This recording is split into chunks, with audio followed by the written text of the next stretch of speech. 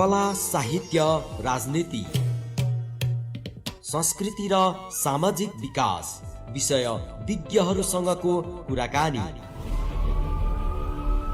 घटना परिघटना, समय सान्दर्भिक विषय वस्तुमाथिको चिरफार कार्यक्रम सीधा संवाद। सीधा संवाद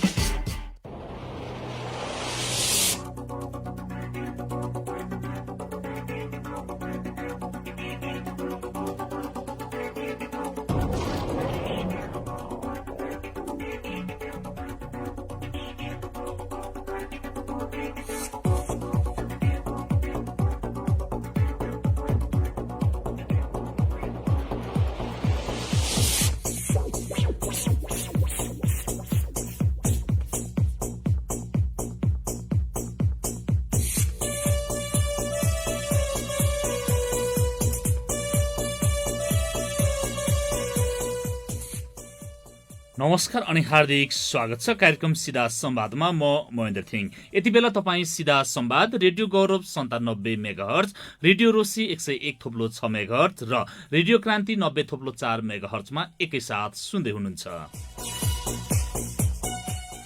कोरोना भाइरसको दोस्रो लहरले सिङ्गो देश आक्रान्त छ। पछिल्लो दिनहरूमा संक्रमण दर केही घटेको देखे तापनि जोखिम भने घटेको देखिँदैन। स्वास्थ्यविदहरूको अनुसार तेस्रो लहरको सम्भावना अधिक छ र त्यसमा पनि बढी जोखिममा बालबालिकाहरू पर्ने अनुमान गरेको छ। यो संकटको बीचमा यही असार 1 गतेदेखि नयाँ शैक्षिक सत्र घोषणा गरिएको छ। गएको शैक्षिक सत्र 2077मा बालबालिकाले पूर्ण रूपमा पढ्ने अवसर पाएन भने अन्तिम परीक्षा अर्थात् वार्षिक परीक्षा पनि दिन पाएनन्। वैकल्पिक माध्यमबाट पठन पाठन गर्ने भनिए पनि प्रभावकारी हुन सकेन। यतिखेर गाउँ गाउँ कोरोनाको हटस्पट बनेको खबरहरू आइरहेका छन्। यो अवस्थामा कसरी सुरु हुन्छ त नयाँ शैक्षिक सत्रको सुरुवात? सरकारले हतारमा गरेको यो निर्णय सही छ या गलत? अहिलेको तहस नहस भएको शैक्षिक अवस्था सुधार गर्ने उपाय के हुन सक्ला? यी र यस्तै समसामयिक विषयवस्तुमाथि सिधा कुराकानी गर्न यति बेला हामीसँग प्रत्यक्ष टेलिफोन सम्पर्कमा हुनुहुन्छ शिक्षाविद प्राध्यापक डाक्टर वासुदेव काफ्लेज्यू। डाक्टर साहब, स्वागत छ यहाँलाई कार्यक्रम सीधा संवादमा। हजुर नमस्कार, धन्यवाद धेरै। हजुर डाक्टर साहब, शैक्षिक सत्र 2078 कोभिड-19 को कारणले गर्दा यही असार 1 गतेबाट सुरु भएको भनिए पनि गत शैक्षिक सत्र 2077लाई छोडेर विगतको वर्षहरूमा जस्तो उत्साह, उमङ्ग, जोश, जाँगर न अभिभावकमा देखिन्छ, न त विद्यार्थीमा, न त शिक्षकहरूमा नै देखिन्छ। यसरी हेर्दा यति बेलाको विद्यालय शिक्षाको अवस्थालाई कसरी टिप्पणी गर्नुहुन्छ यहाँले? अब विद्यालय शिक्षाकै रूपमा मात्र नभएर उच्च शिक्षालाई पनि हामीले यसो जोड्न सक्छौँ होइन। हजुर, सरस्वती हेर्दाखेरि के देखिन्छ भने हाम्रो जुन किसिमको तयारी होइन, सङ्कटापन्न स्थितिमा कस्तो किसिमको तयारी हुनुपर्छ, कस्तो किसिमको शैक्षिक तयारी हुनुपर्छ, त्यसको लागि पाठ्यक्रम होइन। र यदि हामी एउटा माध्यमबाट अर्को माध्यममा गइरहेछौँ है, फेस टु फेस मोडबाट अब अनलाइन मोडबाट अथवा अफलाइन मोडबाट अथवा अनलाइन मोडबाट कुनबाट जाने भन्ने यी कुराहरू के छन् भने एउटा शैक्षिक तयारीसँग सम्बन्धित कुराहरू हुन्। त्यसले गर्दाखेरि अब हामीसँग जुन किसिमको यो अब अनायासै त नभनौँ बाहिर आइसकेको थियो र नेपालमा पनि प्रवेश गरिसकेको यो महामारी, र त्यसको लागि गर्नुपर्ने जुन किसिमको तयारी हो नि हामीसँग, किनभने लगभग 1 वर्षको अनुभव त भइ नै सक्यो। यसले कसरी असर गर्छ भन्ने कुरामा हामी सबै अब लगभग होइन अनभिज्ञ छैनौँ। तर त्यो अनभिज्ञता बिस्तारै हाम्रो भनौँ न विज्ञतामा अथवा त्यसको तयारीमा रूपान्तरित हुनु पर्थ्यो। त्यो रूपान्तरित भइ नसकेको अवस्था हो।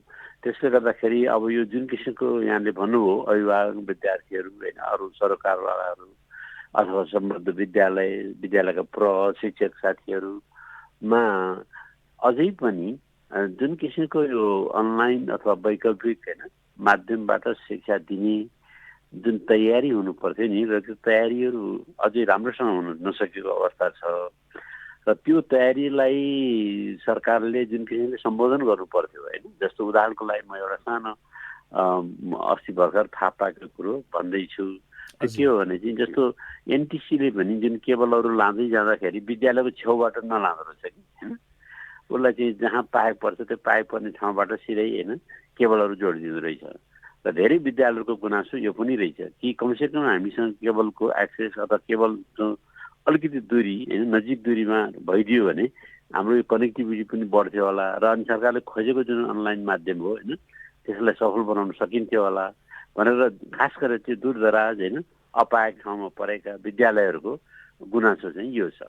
त्यस कारणले मूलतः मैले भन्नुपर्दाखेरि के भने यो शैक्षिक तयारी हाम्रो नपुगेकै हो र यो नपुगेको कारणले गर्दाखेरि यो अलिकति शिक्षा प्रति नै अलिकति भए जस्तो क्या अलिक डर जस्तो है भावना सबैमा आउनु होइन यसको मुख्य है परिणाम हो जस्तो लाग्छ मलाई। हजुर डाक्टर साहब, जसरी शिक्षामा जसरी नेपालमा गुणस्तर भएन भनिराखेकै अवस्थाको बिचमा जसरी अब यो दोस्रो शैक्षिक सत्र हामी यस्तो अवस्थामा सञ्चालन गरिराखेका छौँ जसरी विगतको दिनमा विगतको परम्परा थियो नि हामीसँग, अघि यहाँले भन्नुभयो फेस टु फेस भौतिक रूपमा पठन पाठन गर्ने, एकैचोटि एक्कासी आएर हामीलाई यसरी जसरी वैकल्पिक माध्यमबाट पठन पाठन गर्न भनिएको छ, विगतको दिनहरूमा जस्तो अवस्था पनि छैन पहिलो लहरमा जस्तो यति बेला यो दोस्रो लहरमा। अब यो कसरी अगाडि बढाउनु पर्ला, कसरी अगाडि बढ्ला? यो कागजी रूपमा र हल्लाकै भरमा सुरु भयो अनि अन्त्य भयो भनेको र विद्यार्थीले चाहिँ त्यसबाट पाउनुपर्ने उपलब्धिहरू केही पनि शिक्षा जसरी पाउनुपर्ने त्यो कक्षामा स्तर उन्नति हुने बेलामा त्यो नपाइकन स्तर उन्नति हुँदै गरेको अवस्था हो कि के हो डाक्टर साहब यो? हजुर, अब सरसर्ती हेर्दाखेरि के हो भने अब यहाँले भने जस्तै कागजी रूपमा शैक्षिक उपलब्धि विद्यार्थीहरूको जुन सिकाइ उपलब्धि छ त्यो उपलब्धि घटेको जस्तो देखिँदैन होइन, किनभने अब जुन विद्यालयहरूले जुन किसिमको प्राप्ताङ्कहरू दिनुभएको छ होइन शिक्षक साथीहरूले त्यसलाई डाक्टर साहब मैले थोरै रोक त्यसलाई आधार मान्ने हो भने त तपाईँको उपलब्धि देखिएला, किनभने एसईको मूल्याङ्कन पनि विद्यालयबाटै नै गर्ने भनिएको छ। गत वर्ष पनि तपाईँको विद्यालय खुलेदेखि त्यहाँबाट एसई दिएदेखिको अवस्थामा A+ नआएको विद्यालयहरूमा पनि A+ को सङ्ख्या थोरै थियो भने धेरै आयो, नआउनेको सङ्ख्या थपियो, त्यसो हुँदाखेरि त धेरै बढेको देखिएला। त्यसले गर्दा यसपालि अलिकति कडा रूपमा अलिकति त्यसलाई परिमार्जन गरेर कार्यविधि बनाइएको अवस्था छ डाक्टर साहब। तर विद्यार्थीले त पाएन नि त, जुन पाउनु पनि ज्ञान हो सिप हो त्यो त उपलब्धि भएन नि त भन्ने मेरो प्रश्न यहाँनिर।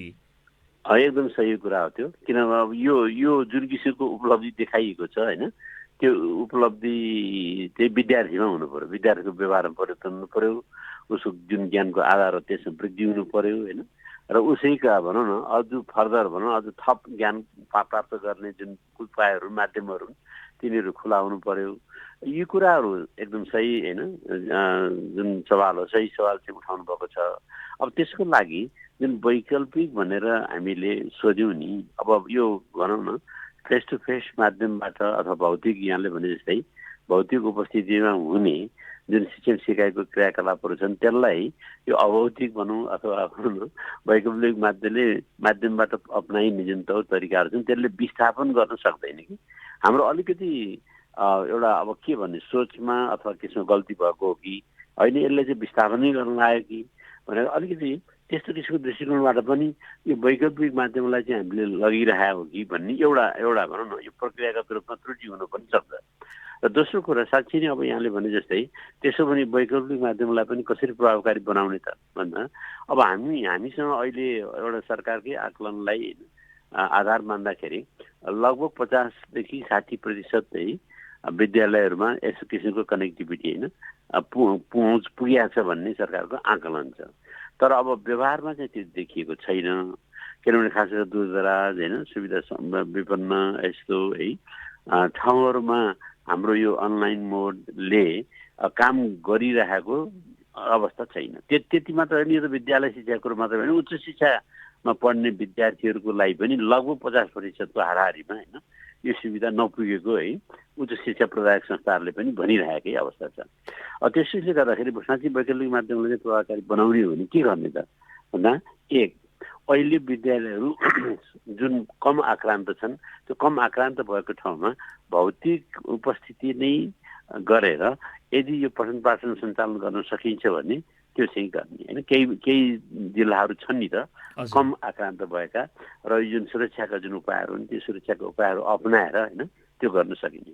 जहाँ त्यो गर्न सकिँदैन कमसे कम विद्यालय र जुन समुदाय हो समुदायको बिचमा अलिकति विद्यालयको लागि पाएको पर्ने ठाउँमा त्यस्ता किसिमका केन्द्रहरू स्रोत केन्द्र भनौँ अब त्यसलाई होइन त्यो स्रोत केन्द्रहरू चाहिँ खडा गर्ने यो अस्थायी हुनसक्छ त्यो र अस्थायी स्रोत केन्द्रहरूमा विद्यालयहरूलाई आलो पालो गरेर होइन एकैचोटि भेटभाट नगरिकन विद्यार्थीहरूलाई त्यो ठाउँमा सम्पर्क गर्ने अथवा त्यो ठाउँमा होइन शिक्षकको भौतिक उपस्थिति नै गरेर पठन पाठन चाहिँ अगाडि गर्न सक्ने। तेस्रो चाहिँ के हुन सक्छ भने अहिले हामीसँग हेर्नुहोस् हाम्रो नेपाल टेलिभिजन छ होइन, दूरसञ्चार होइन संस्था छ। यी संस्थाहरूले कमसेकम यो जहाँ अनलाइन सम्भव छ त्यो ठाउँमा है त्यो कनेक्टिभिटी बढाइदिनको लागि त्यस्ता किसिमका उपायहरू होइन र जहाँ चाहिँ जस्तो भनौँ जहाँ एकदम दूरदुराजमा इन्टरनेट सुविधा निःशुल्क पनि गरिदिनु पर्यो होइन र त्यो इन्टरनेट कनेक्टिभिटी चाहिँ गरिदिनु पर्यो र त्यो गरिदिएपछि चाहिँ अब हामीसँग प्रिन्ट हुनसक्छ। जस्तो यसको विकल्प के हुनसक्छ भने छापामा पनि हाम्रो नयाँ अब यो अवधिको लागि चाहिँ अलिकति होइन कम भएको सिकाइ उपलब्धि मूल सिकाइ उपलब्धिलाई हानि नपुग्ने गरेर पाठ्यक्रममा अलिकति सङ्कुचन गर्न सकिने होइन यस्ता उपायहरू पनि छन्। त्यसरी प्रिन्ट मिडियालाई पनि होइन हामीले प्रयोग गर्न पर्यो र विद्युतीय जुन मिडियाहरू छन् है विद्युतीय जुन सञ्चार माध्यमहरू छन् त्यो विद्युतीय सञ्चार माध्यमलाई होइन हामीले सरकारी एउटा दायित्वको रूपमा लिएर खास गरेर चाहिँ यो दूरसञ्चार संस्थानलाई यो एक्सेसिबिलिटी यो पहुँच पुर्याउनको लागि सरकारले अनिवार्य रूपले काम गर्नुपर्ने हुन्छ। र अहिले मैले एउटा सानो उदाहरण दिएँ नि एनटिसी दूरसञ्चार संस्थाले आफ्नो चाहिँ केबलहरू गाड्दै जाँदाखेरि खन्दै जाँदाखेरि विद्यालयहरूसँग त्यसको कनेक्टिभिटी चाहिँ छोडिएको विद्यालय चाहिँ नल्याइएको होइन ती चाहिँ धेरै विद्यालयहरूको गुनासो पनि छ हेर्नुहोस् होइन। सहर बजारमा अवस्थित भएको विद्यालयहरू हुनसक्छ तर हामीले हाम्रो चाहिँ अझै पनि ग्रामीण समाज हो नि बढी त्यसोले गर्दा त्यो कनेक्टिभिटी चाहिँ नल्याइएको उदाहरण भएको हुनाले पहिलो प्राथमिकता तिनलाई दिनु पर्यो होइन अझ। र यो अहिले चाहिँ यो वैकल्पिक माध्यमबाट अलिकति वञ्चित भएको विद्यार्थीहरू पनि त्यही भेगका होइन त्यही दूरदराज होइन भेगकै विद्यार्थीहरू चाहिँ बढी छन् सहरी भनौँ भेगका विद्यार्थीहरू भन्दा पनि। हजुर डाक्टर साहब जसरी हामी अहिले यति बेला गुणस्तरको कुरा र उपलब्धि के भयो भन्ने कुरा गरिरहँदाखेरि विद्यालय तहमा विद्यालयमा भएका विद्यार्थीलाई टिकाउन सक्ने आधारहरू पनि छैन, सँगसँगै चुनौतीहरू प्रशस्तै देखिराखेको छ भनिएको छ। जसरी म यहाँलाई थोरै आँकडा यहाँलाई प्रस्तुत गर्न चाहन्छु। जसरी आर्थिक सर्वेक्षण 2077-78लाई आधार मान्ने हो भने त्यो तथ्याङ्कले के भन्छ भने कक्षा 1 को भर्ना दर हेर्दाखेरि 97% हुने त्योभन्दा नि अझ बढी। तर अर्को आँकडा भन्छ ती भर्ना भएको मध्ये अझै पनि 25%ले त आधारभूत तह अहिले जुन कक्षा 8 सम्म भन्छौँ त्यो नै पुरा नगर्ने र 70%ले त विद्यालय तह कक्षा 12 नै पुरा गर्दैनन् भनिएको छ। त्यसो हुँदाखेरि अब ती विद्यालयमा भएका विद्यार्थीहरूलाई किन टिकाउन नसकेको के कमजोरी भयो त्यहाँ? सरकारले त वर्षै पछि वाचन गर्ने बजेट भाषणमा भनिएको छ प्रशस्त बजेट छुट्याइएको छ भनेर, तर शिक्षाविद शिक्षासँग सरकार राख्ने व्यक्तिहरूले 20% हुनुपर्छ भनिएको अवस्थामा त्यो त अझै कमै हुन जान्छ। त्यसो भयो भने यो चुनौतीहरू कसरी आइराखेकोलाई कसरी समाधान गर्ने डाक्टर साहब के हो यो? हजुर एकदम ठिक प्रश्न गर्नुभयो र खास गरेर अब सरकारको लगानीकै हिसाबले हेर्दाखेरि त यो 10% भन्दा कमै छ शिक्षामा होइन। अब कमै भए तापनि यो पहिलो प्राथमिकतामा अझै पर्न सकिरहेको अवस्था छैन। त्यसरी यसले सरकारले पनि यसलाई पहिलो प्राथमिकतामा राखिदिनु पर्यो लगानीको हिसाबले है। र दोस्रो कुरा के छ भन्नु भने सरकारको दाबी के छ भने जुन किसिमको बजेट होइन उपलब्ध गराइएको छ शिक्षा क्षेत्रमा त्यो शैक्षिक संस्थाहरूले त्यसको भरपुर प्रयोगै गर्न सकिरहेका छैनन् भने अहिले शैक्षिक संस्थाहरूले यो लगानी बढाउनु पर्यो बजेटको प्रतिशत बढ्नु पर्यो भन्ने दाबी किन गर्ने भन्ने सरकारको चाहिँ होइन अब दोषारोपणै भनौँ कि अथवा के छ है। तर अब त्यो कुरा सत्य चाहिँ होइन। सत्य यस कारणले होइन कि अझै पनि हाम्रा कतिपय विद्यालयहरू चाहिँ गाईगोठ जस्तै छन् होइन र तिनमा जुन किसिमको न्यूनतम भौतिक सुविधाहरू हुनुपर्ने त्यो सुविधाहरू छैनन्। त्यसमा शिक्षकहरूको न्यूनतम सङ्ख्या छैन। कुनै ठाउँमा सङ्ख्या बढी भएको कारणले गर्दाखेरि होइन शिक्षक र विद्यार्थी अनुपातमा जुन किसिमको भिन्नता होइन आएको छ ठाउँ ठाउँमा सहरी भेगमा ग्रामीण दूरदराजमा तराई होइन मधेसतर्फ अब शिक्षक विद्यार्थी अनुपातमै एकदम भनौँ न भिन्नता आएको एउटा अवस्था छ। तेस्रो के छ भन्नुहुन्छ भने यो गुणात्मक र उनीहरूलाई टिकाउन नसक्ने भन्ने कुराहरू चाहिँ अब सरकारले प्राथमिक तहमा अथवा आधारभूत तहमा लगभग 90% भन्दा माथिका शिक्षकहरू तालिम प्राप्त छन् भनेर होइन दाबी गर्छन्। तर त्यतिकै भनौँ तुलनामा खास गरेर यो राहत कोटा बनेर अथवा भनौँ स्थानीय स्रोतबाट भर्ना गर्ने अब अरू विभिन्न कोटाबाट जो शिक्षकहरू भित्र पस्नुहुन्छ उहाँहरू तालिम प्राप्त शिक्षकहरू चाहिँ हुनुहुन्न र त्यसले गर्दाखेरि चाहिँ के भने तल्लो कक्षाहरूमा त्यस्ता तालिम अप्राप्त शिक्षकहरूबाट पठन पाठन पनि भएको छ। विद्यार्थीहरूलाई टिकाइरहन नसक्ने एउटा कारण त्यो पनि छ। र अर्को कारण के छ भने गुणात्मक शिक्षा होइन भन्नुको मतलब के भने यसमा दुईटा कुराहरू चाहिँ सँगसँगै हुनुपर्ने के एउटा हाम्रो सेवा प्रवाह चाहिँ उत्कृष्ट हुनुपर्ने र त्यो प्रभावित सेवाबाट विद्यार्थी अथवा अभिभावकहरूमा सन्तुष्टि प्राप्त हुनुपर्ने। अब विद्यार्थी र अभिभावकमा सन्तुष्टि छैन। सन्तुष्टि नहुनुको कारण के छ भने सेवा हाम्रो उत्कृष्ट रूपमा प्रभावित छैन। अब सेवा भन्ने बित्तिकै 4-5 कुराहरू पाठ्यक्रमको निर्माण, पुस्तकको समयमा उपलब्धता र अहिले यस्तो किसिमको सङ्कटापन्न जुन स्थिति छ त्यो सङ्कटापन्न स्थितिमा सुधारिएको पाठ्यक्रम होइन अथवा भनौँ न त्यसलाई चाहिँ समायोजन गरिएको पाठ्यक्रम यिनीहरूको निर्माण र त्यो निर्मित जुन पाठ्यक्रम हो त्यो निर्मित पाठ्यक्रम हरेक शिक्षक हरेक विद्यालयको हातमा होइन नपुगेको अवस्था है त्यो एउटा छ भने त्यसको साथसाथै विद्यालयले पनि जुन किसिमको तयारी गर्नु पर्थ्यो एक किसिमले मानसिक तयारी भन्छु म त्यसलाई होइन त्यो मानसिक तयारी चाहिँ नगरेको अवस्था। यी कारणले गर्दाखेरि अहिले विद्यार्थीहरूको होइन अब चाहिँ यहाँले भने जस्तै कागजी रूपमा सिकाइ उपलब्ध बढेको अथवा नघटेको होइन देखिएको भए तापनि व्यावहारिक रूपमा त्यो उपलब्धि विद्यार्थीहरूको आनी बानी ज्ञानको आधारमा रूपान्तरित नभएको अवस्था हो।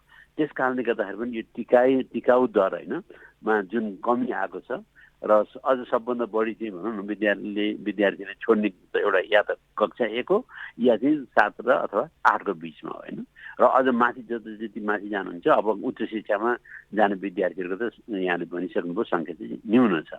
त्यसले गर्दाखेरि चाहिँ हामीले एकातिर के भनिरहेको छौँ भने अनिवार्य होइन शिक्षा भनेका छौँ आधारभूत अनिवार्य होइन शिक्षा पनि भनेका छौँ निःशुल्क शिक्षा पनि भनेका छौँ तर त्यो आधारभूत अथवा अनिवार्य अथवा निःशुल्क शिक्षाका लागि हुनुपर्ने सबलताका सूचकहरू के हुन्छ त्यो सूचकहरू अनुसार हाम्रो सेवा प्रवाह विद्यालयहरूमा हुन नसकिरहेको अवस्था। त्यसै कारणले गर्दाखेरि यो गुणात्मकतामा ह्रास आयो र विद्यार्थीहरूलाई हामीले लामो समयसम्म टिकाउन सकेनौँ एउटा कुरा त्यो छ। र अर्को कुरा के छ भने यो सँगसँगै गरिबीसँग पनि जोडिएको कुराहरू हो र जुन ठाउँमा गरिबी होइन बढी होइन देखिन्छ त्यो ठाउँमा हाम्रो पकेट होइन त्यो एरियाहरू भनेर सरकारले डिफाइन गरेर त्यो ठाउँमा लगानी बढाउनु पर्छ कि अथवा हाम्रो शिक्षालाई चाहिँ अलिकति बढी उत्पादनसँग जोड्ने हो कि शिक्षालाई अलिकति प्राविधिक होइन रूप दिने कि यसलाई चाहिँ अलिक प्रविधिमय अथवा प्रविधि मैत्री बनाउने कि यस्ता उपायहरूमा सरकारको जुन चिन्तन हो त्यो चिन्तन त्यतातिर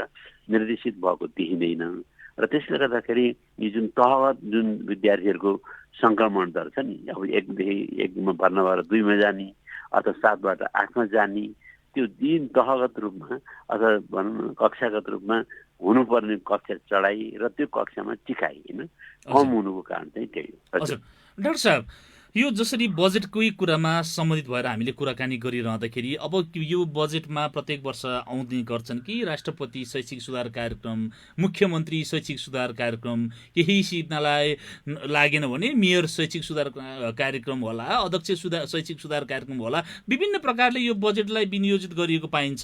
यस्तो प्रकारको बजेटले शिक्षामा सुधारको अपेक्षा गर्न सकिन्छ? अब यो एकदम ठिक कुरा गर्नुभयो। अब अहिले जुन कार्यक्रमहरू विभिन्न रूपमा ल्याइएको छ ती कार्यक्रमहरू प्रभावी भएका छैनन् भन्ने कुरा होइन अब यसका उपभोक्ताहरूले नै भनिरहेका छन् होइन एउटा चाहिँ सन्दर्भ त्यो छ। र दोस्रो कुरा के छ भने यी कार्यक्रमहरू चाहिँ प्रोजेक्ट जस्ता देखिए कि होइन परियोजना जस्ता देखिए ती कार्यक्रमिक रूपमा चाहिँ स्थायित्व लिने होइन हिसाबले चाहिँ तिनीहरू आएनन् होइन एउटा दोस्रो कुरा। र तेस्रो कुरा के छ भने राष्ट्रिय शिक्षा होइन जुन व्यवस्था छ नेसनल हाम्रो जुन एजुकेसन सिस्टम भन्छौँ त्यो नेसनल एजुकेसन सिस्टमलाई नै कसरी बलियो बनाउने भनेर शिक्षाको जुन मूलभूत होइन अङ्गहरू छन् र त्यो टिचर ट्रेनिङदेखि लिएर विद्यालयको व्यवस्थापन समितिको चाहिँ हेर्नु न क्षमता अभिवृद्धि गर्नेदेखि कुरा लिएर शिक्षकलाई निरन्तर रूपमा होइन दिइने उपलब्ध गराउने जुन तालिम हो र त्यसको र भौतिक सुविधाहरूमा आनुपातिक रूपमा वृद्धि अब आदि इत्यादि कुराहरू छन् नि यी कुराहरू चाहिँ राष्ट्रिय शिक्षा प्रणालीका अभिन्न अङ्गहरू हुन्। अब यो प्रणालीभित्र यो शैक्षिक सुधार भनेर जुन अरू थप होइन उपप्रणालीहरू पसे त्यो उपप्रणालीहरू पसेपछि त्यो उपप्रणालीप्रति मान्छेहरूको ध्यान बढी जान थाल्यो होइन र यसले गर्दाखेरि जुन नाममा हामीले सुधार शैक्षिक सुधार कार्यक्रमहरू लिएर आए पनि त्यसले मूल प्रणालीलाई नै विस्थापित गरिरहेको त होइन भन्ने एउटा जनमानसमा होइन शङ्का चाहिँ झन् बढिरहेछ कि। त्यसले गर्दाखेरि अब मुख्यमन्त्री भनौँ अथवा मन्त्री भनौँ अथवा प्रधानमन्त्री भनौँ होइन आदि इत्यादिको नाममा जुन कार्यक्रमहरू लिएर आए पनि त्यसले मूल प्रणालीलाई विस्थापित गर्नेतर्फ गइरहेको छ कि होइन भन्ने एउटा ठुलो होइन खतरा चाहिँ त्यहाँ देखिन्छ। त्यसैले गर्दाखेरि मूल प्रणालीको विकल्पमा होइन मूल प्रणालीलाई सघाउनको लागि यिनीहरू आउन सक्छन्, तर मूल प्रणालीलाई विस्थापन गर्न लागिरहेका किनभने सबै भनौँ राष्ट्रपति सुधार कार्यक्रम होइन अथवा प्रधानमन्त्री मुख्यमन्त्री शैक्षिक सुधार कार्यक्रमतिर दौडे भने त्यसो भने मूल हाम्रो राष्ट्रिय शिक्षा अथवा शिक्षा प्रणालीको मूल अवयवहरूतिर के हो त त्यहाँतिर हामीले कसरी सुधार गर्नेतिर कम ध्यान हुन्छ कि होइन भइरहेछ कि भन्ने अब विगत यो 1-2 वर्ष जतिको होइन यो कार्यक्रमहरू यिनीहरू सुरु भइसकेपछि त्यो चाहिँ देखिन्छ। त्यसैले गर्दा यहाँले उठाउनु भएको जुन सवाल हो त्यो असाध्यै होइन अहिलेको ज्यादै सामूहिक होइन सवाल पनि हो र यसलाई हामीले मूल प्रणालीलाई नै सबल बनाउनेतर्फ सोच्नुपर्ने हुन्छ र यी चाहिँ उपप्रणाली हुन् र उपप्रणालीले पूरक प्रणालीको रूपमा होइन काम गर्नुपर्ने हुन्छ। मूल प्रणालीलाई नि विस्थापित गर्ने हिसाबले चाहिँ ल्याइनु हुँदैन। अब यो जुन बेलामा यो कार्यक्रमहरूको डिजाइन गरियो सोच बनाइयो होइन अब यो एउटा हामीले बुझ्नुपर्ने कुरा के भने यो शिक्षा भनेको सबै राजनीतिक मात्रै होइन होइन राजनीति हो होइन तर शैक्षिक राजनीतिक क्षेत्रमा काम गर्ने साथीहरूले चाहिँ यो शैक्षिक क्षेत्रलाई चाहिँ राजनीतिक कार्यक्रम हो भनेर बुझिदिनुहुन्छ कि र राजनीति सबै चिज होइन है। र अहिले यो देशमा अलिकति समस्या आएको कारण के भने यो राजनीतिले हाम्रो बन्द व्यापार व्यवसाय शिक्षा अर्थ आदि सबै कुरा यो मय हुनुपर्छ राजनीतिमय हुनुपर्छ होइन भन्ने जुन सोच पलायो नि र त्यही सोचले नै यो बिगार चाहिँ गरिरहेको छ। हजुर डाक्टर साहब जसरी यति बेला देशमा विद्यमान रहेको र भन्दै आएको धनी र गरिब बीचको फरक छुट्याउने शिक्षा अनि माध्यम बीचमा फरक छुट्याउने शिक्षा सहरी गाउँले पारा छुट्याउने शिक्षा आधुनिक र परम्परागत भनिएको शिक्षा ती सबैको जग भनेको यो निजी विद्यालय भन्ने र यो सार्वजनिक विद्यालय अर्थात् यो सामुदायिक विद्यालय भन्ने गर्छौँ हामीले सरकारी विद्यालय त्यो बीचको दुई थरीको शिक्षा भयो भनिराखेको अवस्था छ। यसले गर्दा यो सबै कुरा भयो जसले गर्दाखेरि यो निजी विद्यालयहरू हटाउनुपर्छ देशबाट बढार्नुपर्छ 10 वर्ष कार्य योजना बनाएर हुन्छ के गरेर भनिराखेको अवस्था छ। यो सन्दर्भमा चाहिँ यहाँले के भन्नुहुन्छ यो विद्यालय निजी विद्यालयहरूकै कारणले गर्दा सामुदायिक विद्यालयहरूमा गुणस्तर खस्किँदै गएको हो डाक्टर साहब? हजुर अब एउटा अव्यक्त अनसिन भनौँ न अदृश्य त्यो कारण हुन सक्दछ तर निजी विद्यालयलाई अथवा जसलाई हामी संस्थागत विद्यालय पनि भन्छौँ होइन संस्थागत विद्यालयलाई दोष दिएर सामुदायिक विद्यालयहरू पन्छिने कामहरू पनि भइरहेछ कि होइन ठाउँ ठाउँमा किनभने त्यही ठाउँमा दुईटा विद्यालय छन् एउटा सामुदायिक छ एउटा संस्थागत निजी विद्यालय छ। त्यो निजी विद्यालयमा शिक्षक नियमित जान्छ होइन ऊ भनौँ न होमवर्क चेक गर्छ कक्षामा उसको निरन्तर उपस्थिति छ प्रहको निरन्तर ध्यान छ त्यहाँ भएको व्यवस्थापन समिति चनाखो छ बढी र त्यसैसँगै नजिकै भनौँ न हाराहारीमा भएको सामुदायिक विद्यालयमा यी चिजहरूमा सक्रियता देखिँदैन हेर्नुहोस् होइन। त्यसो एउटा चाहिँ के भने सक्रिय व्यवस्थापन होइन चुनौती मन एउटा चुस्त दुरुस्त व्यवस्थापन सामुदायिक विद्यालयमा नभएको कारण र त्यो नहुनुको कारण पनि फेरि अहिले मैले राजनीति अलिकति ल्याएँ जबरजस्ती होइन राजनीतिक प्रभाव नै हो अहिले देखिएको चाहिँ त्यो छ र कयौँ सामुदायिक विद्यालयहरू यस्ता पनि छन् जसले निजी विद्यालय अथवा संस्थागत विद्यालयभन्दा राम्रो शैक्षिक होइन अथवा सिकाइ उपलब्धि विद्यार्थीहरूलाई चाहिँ दिइरहेछन् र त्यो सिकाइ उपलब्धिमा बढोत्तरी पनि भइरहेको छ। त्यसैले गर्दाखेरि यो निजी र भनौँ सरकारी अथवा भनौँ बोलीचालीको भाषामा यो दुईटा विद्यालयको बिचमा दूरी किन बढ्दैछ भने एउटा व्यवस्थापनको कारणले गर्दा दूरी बढ्दैछ र निजी भनौँ न व्यक्ति अथवा संस्थाहरूले लगानी गरेका छन् त्यसले उनीहरूलाई अलिकति व्यावसायिक रूपमा पनि लिएका छन् र त्यो व्यावसायिकता त्यहाँभित्र पसेको छ। हाम्रो सामुदायिक विद्यालयमा व्यावसायिकता पसेको छैन। त्यो व्यावसायिकता नपसेको कारणले गर्दाखेरि होइन अब हामी भन्छौँ अब उखानै छ सरकारको काम कहिले जाँदा काम होइन भन्ने उखानै छ एउटा त्यो छ। र दोस्रो कुरा हेर्नुहोस् त अब यो निजी विद्यालय आदि इत्यादिहरूमा जुन किसिम शिक्षकहरूको सङ्गठन छ नि अथवा सामुदायिक विद्यालयहरूमा भएका शिक्षक साथीहरूको चाहिँ साङ्गठनिक जुन आबद्धता छ नि त्यो साङ्गठनिक आबद्धता बढी राजनीतिक पनि हुन पुगिरहेछ कि होइन पेसागत आबद्धता भन्दा राजनीतिक होइन आबद्धता चाहिँ बढी हुन गएको छ।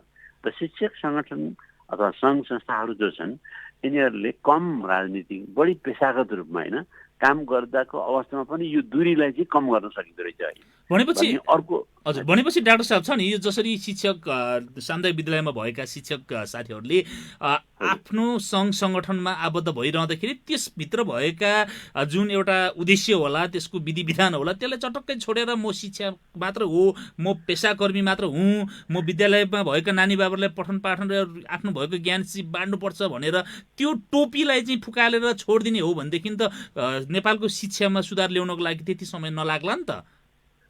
यहाँले ठिक कुरा भन्नुभयो होइन। मैले चाहिँ के भने अब शिक्षक पनि चेतनशील प्राणी हो र यही राजनीति प्रणालीको होइन उपप्रणालीभित्र पर्छ है। त्यसैले गर्दाखेरि त्यो टोपीलाई ठ्याक्कै फुकाल्नुहोस् फाल्नुहोस् भनेको होइन होइन। र त्यो टोपीमा प्राज्ञिक रूप बाहिरबाट हेर्दैखेरि पनि त्यसमा प्राज्ञिकता देखियोस् होइन त्यो टोपीमा नि। र भित्र चाहिँ तपाईँको जुन किसिमको राजनीतिक आस्था संलग्नता जे छ त्यो भित्र लुक्योस् भन्ने मात्रै हो। यहाँ चाहिँ अहिले के देखियो भने त्यो टोपी हेर्ने बित्तिकै राजनीतिक रूप चाहिँ पहिला देखिने भयो होइन र त्यो प्राज्ञिक रूप चाहिँ भित्र लुकेको हुने भयो कि ठ्याक्क त्यसको विपरीत अहिले अवस्था आउनुपर्ने हो। त्यसैले गर्दा उहाँको अब सङ्गठन अब ऐनले दिएकै होइन जुन प्रावधान हो उहाँले चाहिँ अब आफूलाई सङ्गठनमा आबद्ध गर्ने होइन सङ्गठित हुने त्यो अधिकारलाई चाहिँ मैले हनन गर्नुपर्छ भन्ने होइन। तर यहाँ के छ भन्नुहुन्छ भने उहाँहरूको मूल पेसा के हो त यो होइन राजनीतिक सङ्घ संस्था राजनीतिक पार्टीहरूको चाहिँ होइन विस्तारित अङ्गको रूपमा काम गर्ने कि अथवा शिक्षकको पेसागत जुन सङ्गठन हो शिक्षकको निरन्तर होइन अब भनौँ न सेवा सुविधामा वृद्धि, शिक्षकलाई नियमित रूपमा तालिम प्रदान गर्ने, शिक्षकलाई विभिन्न देश प्रदेशमा उच्च शिक्षा प्रदान गर्नलाई सुविधा दिने यस्ता कुराहरूमा होइन उहाँहरूको कम जोड भएको देखिँदाखेरि यसको सिधै प्रभाव चाहिँ उहाँहरूको पठन पाठनमा पनि र हेर्नुहोस् न शिक्षक नेताहरू जो हुनुहुन्छ बढी उहाँहरू क्लासमा पस्नुहुन्न होइन पस्नुहुन्छ अन्ततिर पस्नुहुन्छ। थोरै एकदम छोटोमा थोरै टिप्पणी म लिन चाहन्छु यहाँको यो बजेटमा पनि त विभेद भयो नि त। जसरी निजामती कर्मचारीलाई 10 दिनको चाहिँ पर्यटन बिदा दिने सुविधा दिने भनिएको छ अनि शिक्षा मन्त्रीज्यूले भन्नुभयो यो त शिक्षकको लागि पनि हो है भन्नुभयो तर पछि होइन रहेछ यो त उल्टो पाल्टो भएछ यो त अन्यथा भएछ होइन रहेछ है शिक्षक साथीहरू भन्नुभयो। यो कारणहरूले गर्दाखेरि पनि शिक्षकहरूमा जोस जाँगर नआएको नबढेको जसको कारणले गुणस्तरमा प्रश्न चिन्ह खडा भएको हो डाक्टर साहब छोटोमा बताइदिनुहोस् त। खास होइन छोटकरीमा भन्नु पर्दाखेरि म अहिले अब म आफै पनि प्राध्यापक पनि भएको नाताले गर्दाखेरि म आफै पनि अनुभव गर्छु होइन जस्तो अहिले सरकारी कर्मचारीहरूले दोस्रो भनौँ खोप पाए होइन शिक्षक साथीहरू प्राध्यापकहरूले चाहिँ पाएको छैन होइन उदाहरणको लागि नि। त्यसो यसले दोस्रो दर्जाको नागरिकको रूपमा चाहिँ सरकारले हेरेकै छ हेर्नुहोस् होइन त्यो कारणले चाहिँ शिक्षक साथीहरूमा हुने जुन किसिमको एउटा अनुभव छ नि होइन त्यसले राम्रो अनुभव दिइरहेको छैन। यसैले गर्दाखेरि उहाँहरू जुन किसिमले एउटा उत्प्रेरित हुनुपर्ने थियो नि त सरकारको आँखामा सबै कर्मचारीहरू सबै हुनु न शिक्षकहरू बराबर हुनु होइन भन्ने भावना त देखिँदैन हेर्नुहोस् होइन त्यो चाहे प्राध्यापक होस् चाहे शिक्षक होस् जो यिनीहरूमा देखिँदैन त्यो विभेदपूर्ण व्यवहार सरकारको छ। त्यसैले गर्दाखेरि शिक्षक साथीहरूमा त्यो नैराश्यता आउनु स्वाभाविक हो। तर शिक्षक साथीहरू यो सेवामा प्रवेश गरिसकेपछि त्यो नैराश्यताको रूपान्तरण विद्यार्थी शिक्षक माने हाम्रो सिकाइ भनौँ न खास गरी चाहिँ सरोकारवालाहरूको है उपलब्धिमा रूपान्तरित भइरहेको छ कि सबभन्दा ठुलो समस्या यो छ। कर्मचारीको नैराश्यता रूपान्तरित भयो भने होइन त्यसले सेवा प्रवाहमा कम प्रभावित पार्दो रहेछ जनताले दुःख पाए पनि होइन त्यो लार्जर स्केलमा देखिँदो रहेछ तर शिक्षकको साथीहरूले गरेको चाहिँ तत्कालै देखिँदो रहेछ। हजुर हस् डाक्टर साहब यहाँको अत्यन्त महत्त्वपूर्ण समय अनि संवादको लागि यहाँलाई धेरै धेरै धन्यवाद। हजुर धन्यवाद। मेरो पनि विचार यहाँसँग साट्न पाएँ होइन र त्यो भेगमा जुन किसिमको अब श्रोताहरू हुनुहुन्छ उहाँहरू सबैलाई म हार्दिक अभिवादन पनि र यो अवसरको लागि चाहिँ हार्दिक धन्यवाद है। हस् नमस्कार। समसामयिक विषयवस्तुमाथि सिधा कुराकानी गर्ने यति बेला हामीसँग प्रत्यक्ष टेलिफोन सम्पर्कमा हुनुहुन्थ्यो शिक्षाविद प्राध्यापक डाक्टर वासुदेव काफ्लेज्यू। यी र यस्तै विषयवस्तुसँगै आजको सिधा संवादबाट मास्टर कन्ट्रोल रुममा रहेर सहयोग गर्नुहुने रेडियो गौरव 97 मेगाहर्जका रवि दिताल, रेडियो रोसी 101.6 मेगाहर्जका शोभा हुमगाई र रेडियो क्रान्ति 90.4 मेगाहर्जका नकुल लामालाई धेरै धेरै धन्यवाद। यतिन्जेल विभिन्न माध्यमबाट कार्यक्रम सुनेर अनि फेसबुक पेज मार्फत हेरेर पनि साथ दिनुभयो तपाईँ सम्पूर्णलाई पनि धन्यवाद। यो अङ्क आज साँझ 7 बजेदेखि 7:30 बजेसम्म पुनः सुन्न सक्नुहुनेछ। आजको अङ्कबाट म महेन्द्र थिङ बिदा हुन्छु। हस्त नमस्ते।